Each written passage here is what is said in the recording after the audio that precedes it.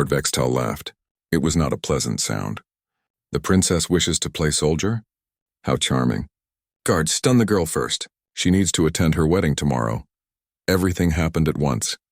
Day fired, dropping the nearest guard. Hana ducked as energy bolts sizzled over her head. Day grabbed her arm and pulled her behind a support column, just as the wall where they had been standing exploded into sparks and melting metal. Stay down, Day shouted over the noise. He leaned out and fired 3 quick shots, then jerked back. We can't hold here. Too many of them. The hangar is only 20 meters away. Might as well be 20 kilometers. Hana looked around frantically. They were pinned. More guards were arriving from other corridors. In minutes they would be surrounded. Then she saw it. A maintenance panel on the wall. She had memorized the station's layout, including the environmental systems. Day. The vent. He glanced where she pointed. Understanding crossed his face. Can you fit? Yes, go, I'll cover you. What about you? I'll follow, go. Hana ran for the panel while Day laid down covering fire. Energy bolts tracked her movement, one so close she felt the heat on her shoulder. She yanked the panel open and dove into the maintenance shaft. Inside, the space was barely wide enough for her body. She crawled forward, her fancy clothes catching on exposed pipes. Behind her, she heard Day still firing. Then his boots hit the shaft floor. Move, move! They crawled through the narrow space as fast as they could. Behind them, guards fired into the shaft entrance. The metal walls magnified every sound into deafening echoes. Left at the junction, Hana called back. She was navigating from memory now, from hours of studying station schematics while pretending to read diplomatic reports. The shaft opened into a vertical drop. Hana grabbed the ladder rungs and climbed down, her arms burning. Day followed. They dropped into a lower maintenance corridor just as an explosion rocked the shaft above. They're sealing the vents. Day checked his weapon. Half charge left. We need to move fast. This corridor led directly to the hangar's maintenance entrance. They ran, no longer trying for stealth. Alarms blared throughout the station. Lights flashed red. Automated announcements demanded all security personnel report to the hangar level. They burst through the maintenance door into the hangar itself.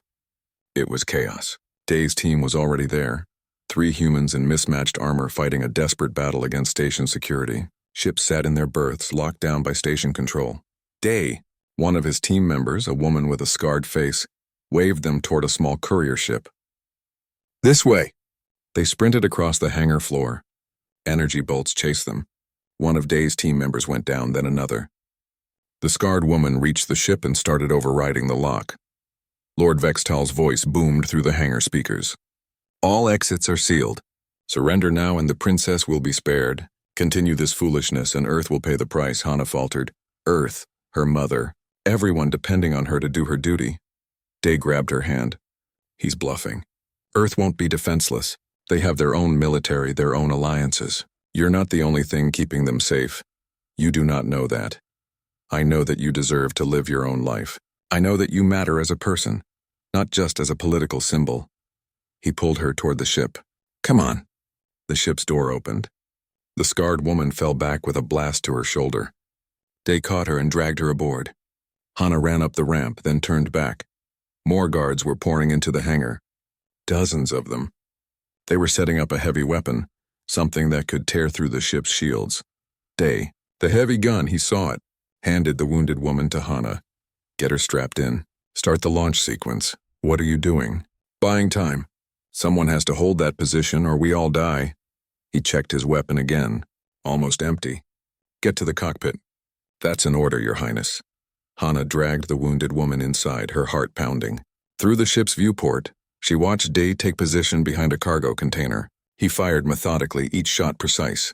The guards hesitated, taking cover. But they were advancing. In the cockpit, Hana's hands flew over controls she barely understood.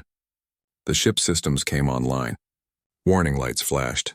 The hangar's lockdown tried to override the launch sequence. Override code needed, the computer announced in flat tones. Hana pulled up her diplomatic credentials and entered every access code she had. None worked. The hangar doors stayed closed. Outside, D was running out of ammunition. The guards were getting closer. The heavy weapon was almost in position. Then Hana remembered. She had one more code. The emergency protocol code given to all high-value hostages. She had been told never to use it except in case of station emergency. This qualified, she entered the code. The computer hesitated. Then the hangar doors began to open. Launch sequence initiated, the computer said. Departure in 60 seconds. Hana ran back to the ramp. D, we have to go now. He fired his last shot and ran. The guards realized what was happening. They charged, firing wildly. D was 10 meters from the ship. Then 5. The heavy weapon fired. The blast hit the cargo container Day had been hiding behind, vaporizing it. The shockwave threw him forward. He hit the ramp hard, rolling. Hana grabbed his arm and pulled. He was heavy, his armor damaged. Get up, please get up. Day stumbled to his feet. They fell through the door together as the ramp closed. The ship shuddered. Engines screamed to life. 30 seconds to departure, the computer announced. Hana staggered to the cockpit and threw herself into the pilot's seat. She had never flown a ship before, but the controls were labeled. She grabbed the flight stick. The ship lurched forward. Energy bolts hammered the shields. Warning lights flashed red across every display. 10 seconds. The hangar doors were not fully open yet. They were going to clip the edge. Hana angled the ship up, scraping the dorsal hull against the door frame with a shriek of tortured metal. Then they were through. Out of the hangar. Out of the station. Hana pointed the ship at open space and pushed the throttle forward. Behind them, Zalmari fighters launched in pursuit. Dai dropped into the co-pilot seat, bleeding from a dozen places. Nice flying. I have never flown before. Really? Could have fooled me. He winced, checking the displays. We have 4 fighters on our tail. This ship isn't armed. We need to reach the jump point before they catch us. Hana pushed the ship harder. She wove between debris in the orbital space, using every bit of cover. The fighters were faster, gaining steadily. Debris field ahead, Day said. Remnants of an old station. Dangerous, but it'll give us cover. Hana did not hesitate. She dove into the field. Ancient hull plates and broken machinery spun through space. She dodged them by instinct, the ship's alarm screaming. Behind them, one fighter clipped a piece of debris and exploded. The others followed, firing constantly. Energy bolts lit up their shield, draining power. Warning klaxons blared. Jump point in range. D worked the navigation systems. 30 seconds! A blast took out their rear shields. Another hit would breach the hull. Come on, Hana whispered to the ship. Come on. The fighters closed in for the kill. Hana pulled up hard, sending the ship spinning over a massive piece of debris. The fighters followed. Then they hit the jump point. Space twisted. Stars stretched into lines. The universe turned inside out. When normal space returned, they were alone. The fighters had not followed through the jump. Hana slumped in her seat, shaking. They had done it. They had actually done it. Where are we? She asked. Day checked their position. Neutral space. Between territories. We should be safe here for a while. He looked at her. You saved us. That flying was incredible. I was terrified. Yeah, me too. He smiled. But we're alive. We're free. Hana realized tears were running down her face. Free. The word felt strange. After 3 years of captivity, she was actually free. In the back of the ship, the wounded woman groaned. They had to tend to her, plot a course to safety, figure out what to do next. But for one moment, Hana just sat in the pilot's seat and breathed. No guards, no protocols, no crown, just her. Just Hana, finally free. The wounded woman's name was Jiwon. She had been a Marine with Dai, back before they both left active service for contract work. Now she lay in the ship's small medical bay while Hana tried to remember first aid training she had received years ago. You're doing fine, Jiwon said through gritted teeth. The blast had burned through her shoulder armor, leaving an ugly wound, for a princess with no medical training anyway. I am sorry you were hurt helping me. Don't be. I volunteered. Jiwon managed a weak smile. Anyone who punches a hole in Zalmari pride is worth saving. Day worked in the cockpit, plotting their course and monitoring for pursuit. Every few hours he came back to check on them. The ship was too small for him to hide his worry. On the 3rd day, they received the first transmission. It came through on every frequency, repeated in multiple languages. Hana watched it on the medical bay's small screen, her blood turning cold. Lord Vextal's face filled the display.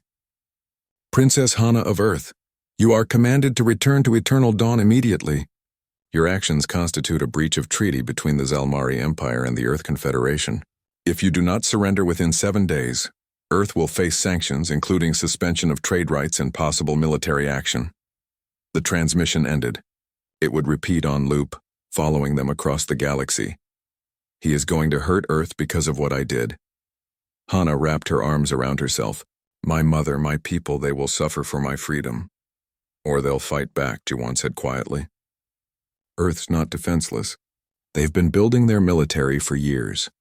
Maybe this is the push they need to break free from the Empire entirely. Or it will start a war that kills millions. Jiwan reached out with her good hand and gripped Hana's wrist. Listen to me. I was born on a tributary world. Spent 16 years watching my planet bow to the Empire because we were afraid. You know what I learned? Bullies keep bullying until someone stands up to them. Maybe Earth needs someone to stand up first. Hana wanted to believe that, but doubt gnawed at her. Day found her in the cargo hold that night, staring at the bulkhead. He sat down beside her without speaking. They stayed like that for several minutes. We are heading to the outer reaches? Hana finally asked. Free colonies. Beyond Empire control. Day pulled up a star map on his datapad. This one's called Haven. Mostly humans who refuse to sign tributary agreements. They'll hide us. For how long? The Empire will not stop looking. Maybe not. But they can't chase us forever. He looked at her. You're having doubts. Earth is going to suffer because of me. Because I chose myself over my duty. Your duty was keeping you prisoner. That's not duty. That's slavery with a prettier name. But my mother... Your mother is the queen of Earth. She has resources, allies, military forces. She's not helpless, Hana. And she wouldn't want you to sacrifice yourself just to maintain a treaty that was always unequal. Day took her hand. You did the right thing. I do not know if I believe that. I do. The next day, another transmission came through. This one was encrypted, coded with keys only Hana would know. She opened it with shaking hands. Her mother's face appeared on the screen. Queen Mirai looked older than Hana remembered, tired in a way that went bone deep. Hana. Her mother's voice cracked. My daughter, I am so glad you are safe. Tears blurred Hana's vision. I cannot say much. This transmission is risky, but I need you to know something. The Empire has threatened sanctions, yes, but Earth's Council voted yesterday. We are not giving you back. We are not surrendering to their demands. Queen Mirai smiled, fierce and proud. You were never a hostage we gave willingly. You were our sacrifice for peace, but perhaps it is time we stopped sacrificing our children for the Empire's version of peace.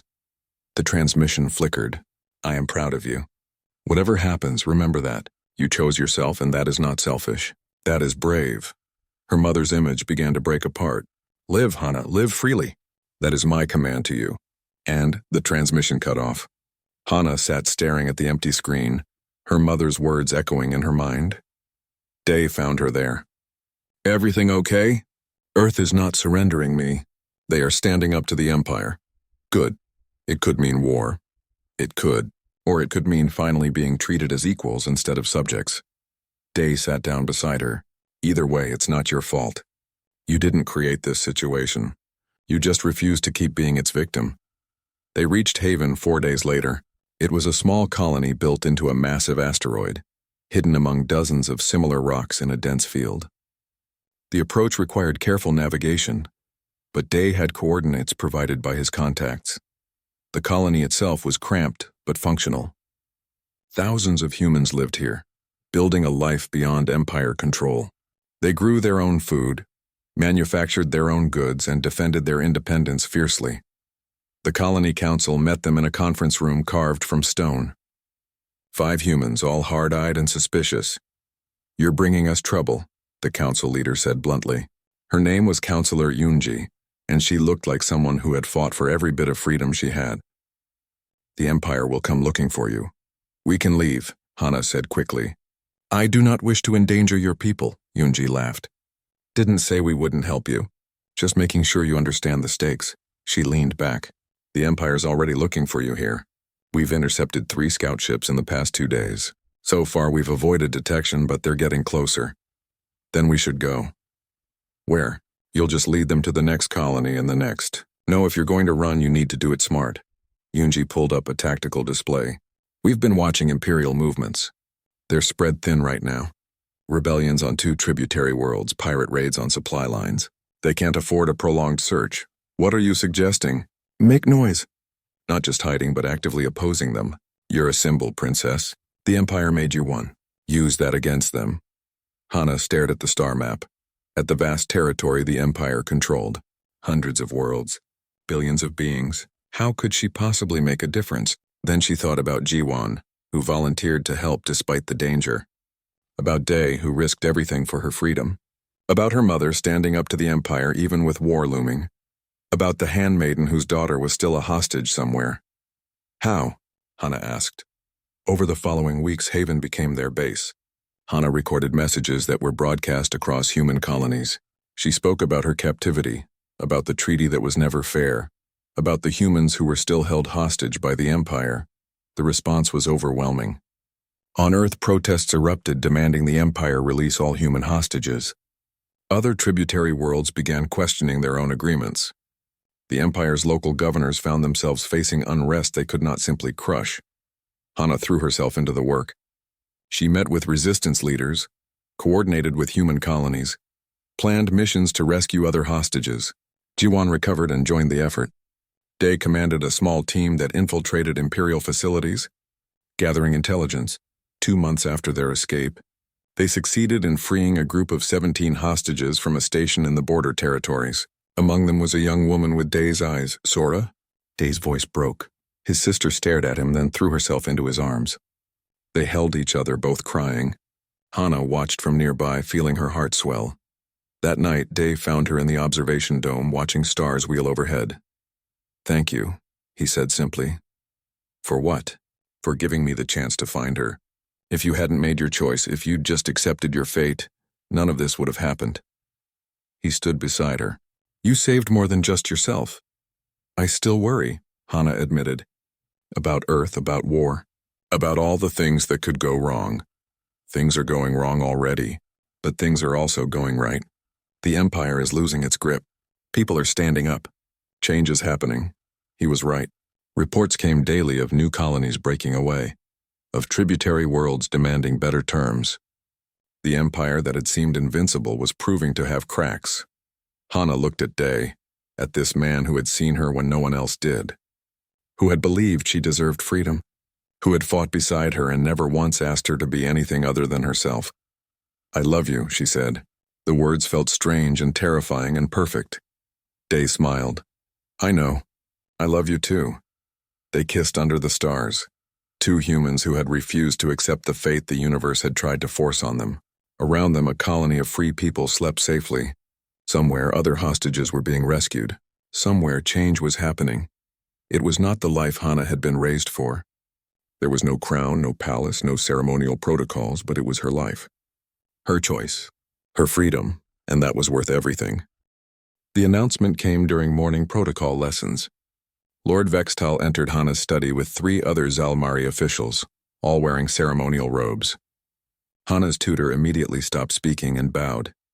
"Princess Hana, we bring wonderful news." Lord Vextal's smile made Hana's stomach turn. "The Imperial Court has approved your marriage to Prince Kavran, 3rd son of the Northern Reach. The ceremony will take place in 2 weeks.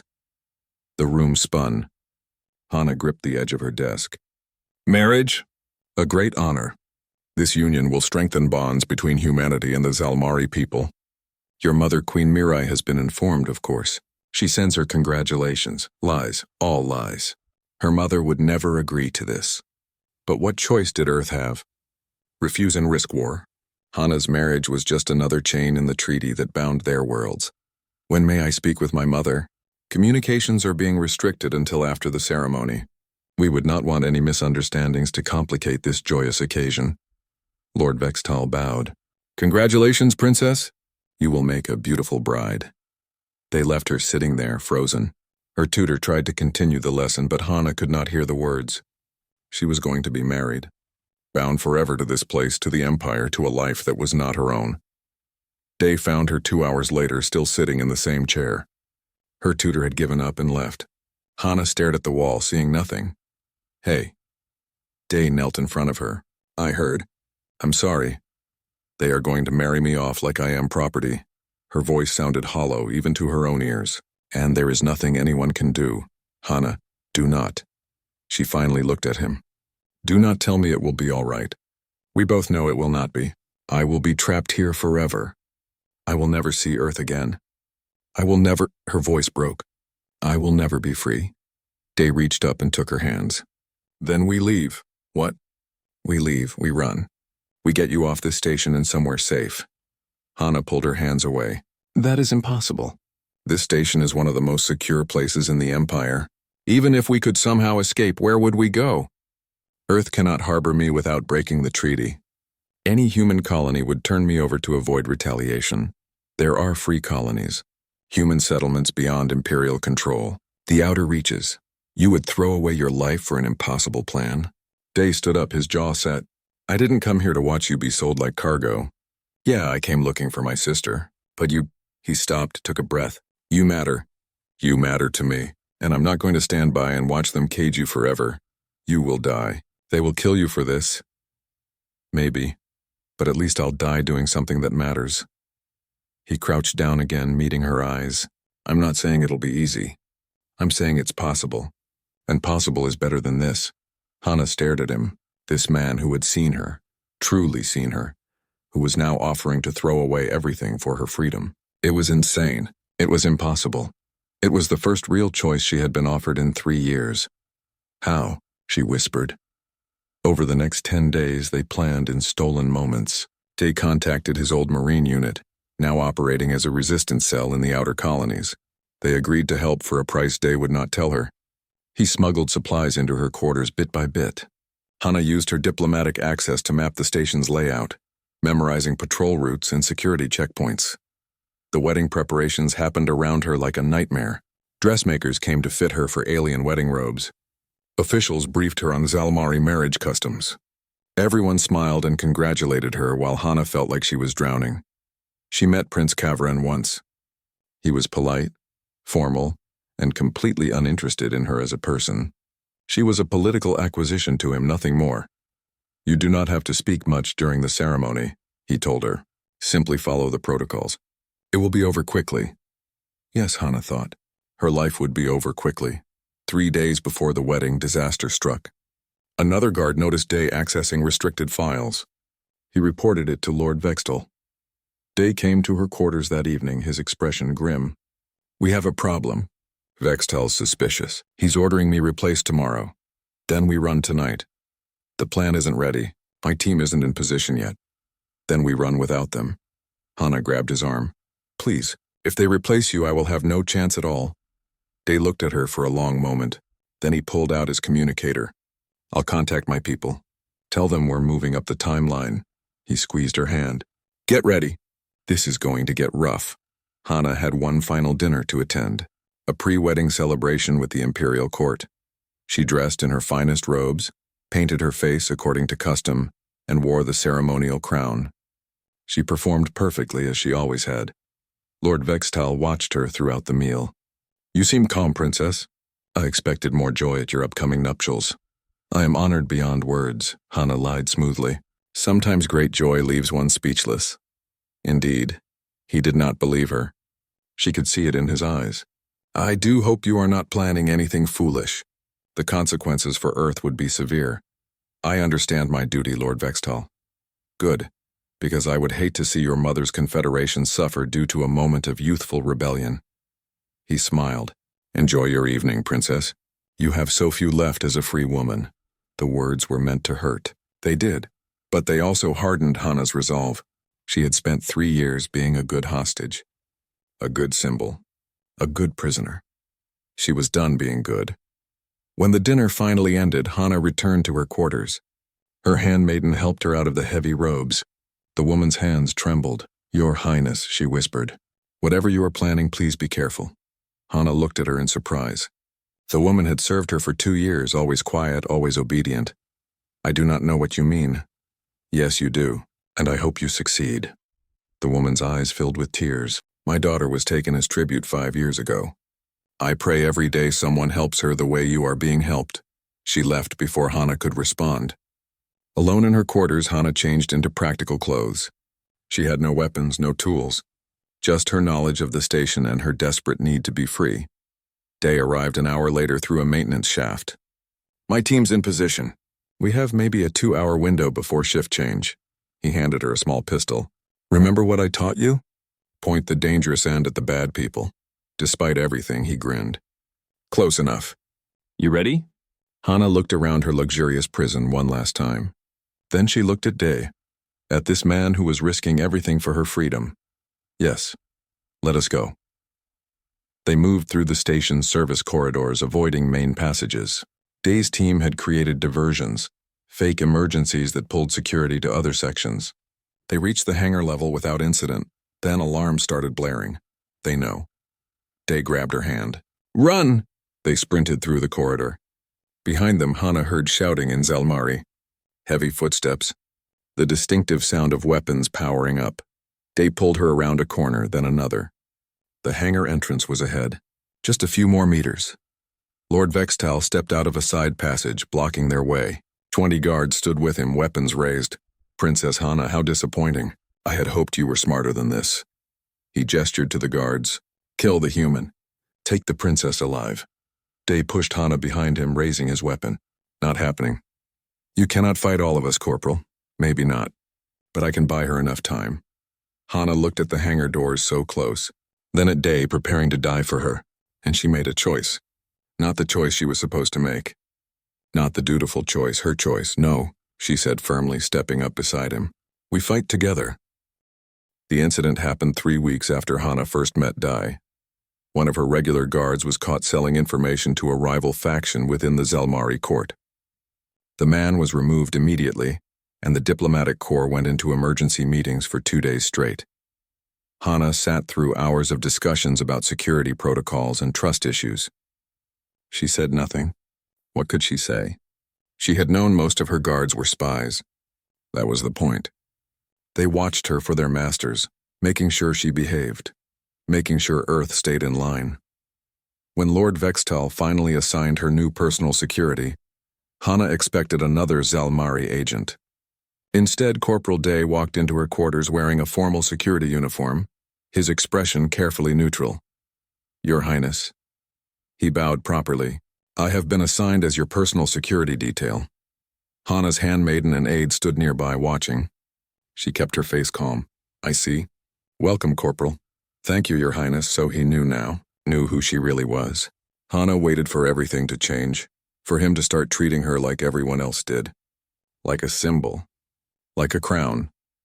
But that evening, when her official duties ended and her aide finally left them alone, Day looked at her and said, So, Princess, huh?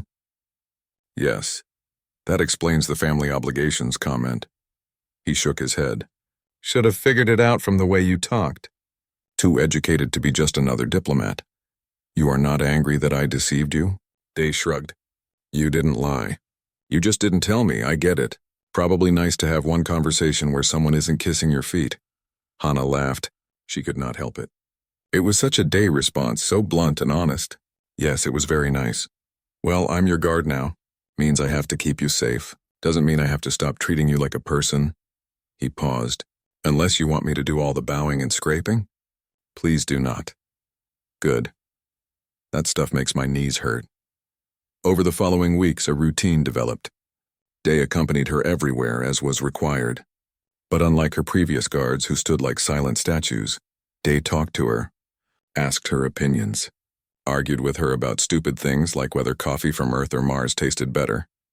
You need to see the real station, he said, one day after another boring diplomatic function. What do you mean? All you see is the fancy parts, the ballrooms and meeting halls. There's a whole other world here. He gestured toward a side corridor. Want to take a walk? Hana glanced at her aide, who had already left for the day. Is it allowed? I'm your security. Anywhere I take you is allowed. Day grinned. Come on, trust me, she did. Hana followed him through corridors she had never seen, away from the polished marble and crystal. They passed maintenance workers and off-duty staff. Day nodded to them, called some by name. Everyone seemed to know him. He took her to a greenhouse section she did not know existed. Real plants grew here, not the decorative alien species in the palace gardens. Tomatoes, herbs, small trees. The maintenance crew runs this, Day explained. Helps with air recycling and the food tastes better than the synthesized stuff. Hana touched a tomato plant, feeling the fuzzy leaves. I did not know this was here. Most of the nobility don't. They're too busy looking at themselves to see the people who keep this place running. They visited the greenhouse often after that. Day showed her other places too. The machine shops where engineers built and repaired equipment. The communal areas where human workers gathered during their off hours. Places where life happened outside the political theater. You should know how to defend yourself, Day said one evening in an empty training room. I have guards. Guards can be bought. Guards can be killed. You should be able to protect yourself. He gestured to the mat. Come on, I'll teach you basics. Hana was terrible at first. She had been trained in etiquette and diplomacy, not combat. But Day was patient. He showed her how to break a grip, how to use someone's weight against them, where to strike to disable an attacker. Crowns don't stop bullets, he said, correcting her stance. And they don't stop knives either. Comforting thought. Realistic thought. You're valuable, princess. That makes you a target. During one session, Hana ended up on her back on the mat, breathing hard. Day offered her a hand up. I am hopeless at this, she said. You're learning. That's what matters. He released her hand. Why'd you really ask for reduced security that time? Before all this? Hana sat down on the mat, pulling her knees to her chest. Because I feel like I am suffocating. Every moment is watched. Every word is recorded. I cannot breathe without someone analyzing what it means for Earth's relationship with the Empire. Day sat beside her. What do you want? If you could choose anything? To be seen, she whispered. Not as a princess. Not as a treaty, just as me. As Hana. I see you, she looked at him. I know. The training sessions became another regular part of their routine. Hana improved slowly, learning to move and react.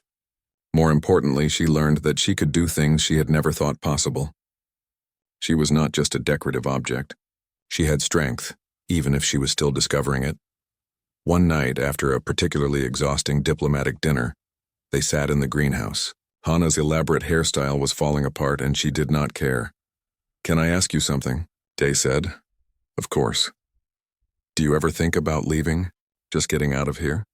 Hana looked at the tomato plants, at the small piece of earth growing in this alien place. Every day. But if I leave, if I run, Earth loses its protection. The treaty breaks. The Empire could invade or cut off trade routes or take more hostages from other colonies. She wrapped her arms around herself. I am trapped by love for my people. That's not fair. No, it is not. She smiled sadly. But fairness is not something royalty gets to demand. We exist to serve. You're more than that. You know you're more than that, right? Day turned to face her. Yeah, you're a princess. But you're also someone who loves old poetry and laughs at terrible jokes. Someone who's learning to fight even though it scares you. Someone who cares about people she'll never meet because they're her responsibility. He paused. That's not just a crown. That's Hana. Tears stung her eyes. Thank you. For what? For seeing me. They sat in comfortable silence, surrounded by growing things while the stars turned beyond the station's walls. Hana realized something that terrified and thrilled her at the same time. She was falling in love with him. With this man who treated her like a person. Who made her laugh. Who pushed her to be stronger. Who saw past the princess to the woman underneath. It was the worst possible thing that could happen. She was a political hostage bound by treaties and duty. There was no future where she got to choose her own path. No future where she got to choose him. But sitting there in the greenhouse feeling truly seen for the first time in her life, Hana let herself have this one moment. This one small piece of happiness. My sister's name is Sora, Day said quietly. She was 16 when they took her. Tribute from Mars Colony. He stared at his hands. I've been searching for 3 years. Every record I can access, every database, nothing. I am sorry. Yeah, me too. He looked at her. But at least I found you. That's something. Hana reached over and took his hand. He squeezed back. In the greenhouse, under artificial lights and alien stars, 2 humans held on to each other in the darkness. It was not much, but it was real. And real was something Hana had been missing for far too long. The banquet hall stretched wider than most city blocks back on Earth. Crystal chandeliers hung from ceilings so high they disappeared into artificial mist, and the tables groaned under dishes from 100 different worlds. Princess Hana sat at the human delegation table, her spine straight, her smile fixed, her mind somewhere far away. She had been doing this for 3 years now. 3 years of smiling at creatures who saw her as nothing more than a living treaty. 3 years of wearing crowns and ceremonial robes that weighed more than her dignity. 3 years of being a symbol instead of a person. Your Highness, the Zalmari ambassador wishes to speak with you. Her aide whispered. Hana nodded, rose gracefully, and crossed the marble floor in her heavy silk gown. The ambassador, a towering being with 4 arms and skin like polished obsidian, bowed slightly. She returned the gesture. Princess Hana, your presence honors us as always. The honor is mine, Ambassador. The words came automatically. She had said them 1,000 times. We trust your accommodations remain satisfactory? Very much so. Another lie. Her quarters were luxurious, but they were still a cage. The conversation continued in the same meaningless circles it always did. Hana performed her role perfectly because that was all she had left. Back on Earth, her mother, Queen Mireille, ruled their confederation, bound by treaties that kept their world safe. Those same treaties demanded Hana remain here, aboard the massive orbital palace called Eternal Dawn, a hostage dressed in silk and jewels. When the banquet finally ended, Hana escaped to the observation deck. It was late in the station's cycle, and few people came here at this hour. She pressed her palm against the cold glass, staring out at the stars. Somewhere out there was Earth. Somewhere out there was home. Pretty view. Hana jumped, spinning around. A man stood near the entrance, human, wearing the dark uniform of station security. He was young, maybe a few years older than her, with short black hair and an easy stance that suggested military training. I apologize. I did not mean to startle you, Hana said carefully, slipping back into her formal voice. The man shrugged. Happens. You work with the diplomatic corps. Hana blinked. He did not recognize her. She had left her ceremonial regalia in her quarters, wearing only a simple dress. Without the crown and the elaborate makeup, she looked like any other young woman. Something like that, she said slowly. And you? Security contractor. Name's Day. Just transferred here last month. He walked closer to the window, looking out at the stars. Can't sleep. Too many years on ships with artificial day-night cycles. Screws up your internal clock. I understand that feeling. They stood in silence for a moment. It was strange, comfortable. No one had spoken to her like this in years. Like she was just a person. You from Earth? Dai asked. Yes, you? Born in Seoul, raised on Mars colony. Joined the Marines at 18. He glanced at her. What brings you out here to the middle of nowhere? Family obligations. It was not exactly a lie. Day nodded. I get that. Sometimes we don't choose our paths.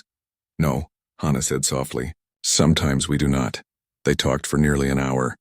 Day told her about his time in the Marines, about his sister who had been taken as tribute from another colony years ago, about why he took this contract job hoping to find traces of her in the Empire's records. Hana found herself telling him things she had not spoken aloud in years. Her love of old Earth poetry, how she missed rain, how sometimes she felt like she was disappearing behind all the ceremonies and titles. She did not tell him who she was. For 1 hour she was just Hana. Not Princess Hana, not a political hostage, just a woman talking to another human being. I should go, she finally said. My duties start early. Yeah, me too. Patrol assignments. Day smiled at her. It was genuine, reaching his eyes. This was nice. Maybe I'll see you around. Perhaps. Hana walked back to her quarters feeling lighter than she had in months. Her guard stood at attention when she approached, and reality crashed back down around her. Inside her rooms, her handmaiden helped her out of the simple dress and back into her sleeping robes.